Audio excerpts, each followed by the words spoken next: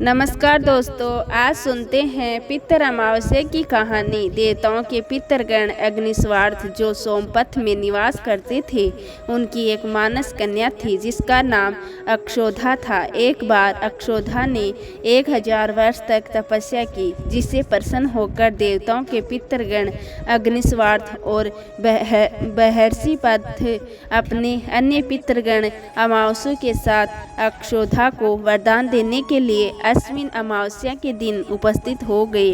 उन्होंने अक्षोधा से कहा, हे पुत्री, हम सभी तुम्हारी तपस्या से बहुत प्रसन्न हैं, इसलिए जो वर चाहो वर मांग लो।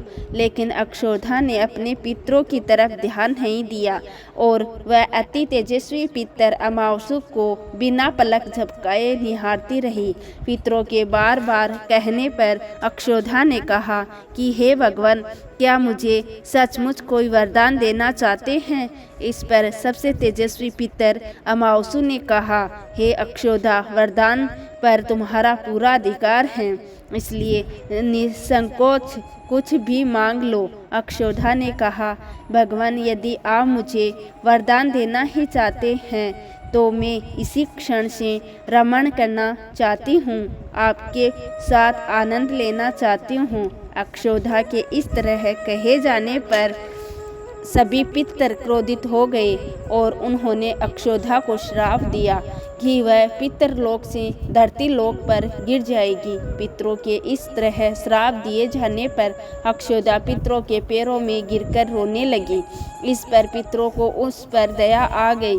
पितरों ने कहा, अक्षोधा, तुम पतित योनि में श्राप मिलने के कारण मत्स्य कन्या के रूप में जन्म लोगी। पितरों ने कहा कि भगवान ब्रह्मा के वंशज महर्षि पराशर तुम्हें पति के रूप में प्राप्त होंगे और तुम्हारे गर्भ से भगवान व्यास जन्म लेंगे।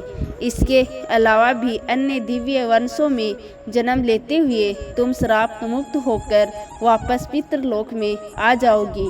पितरों के इस तरह कहे जाने पर अक्षोधा शांत हुई। सबसे तेजस्वी पितर अमावस्या के ब्रह्मचारी और धैर्य की सभी पितरों ने प्रशंसा की और वरदान दिया कि यह अमावस्या की तिथि अमावस्या के नाम से जानी जाएगी।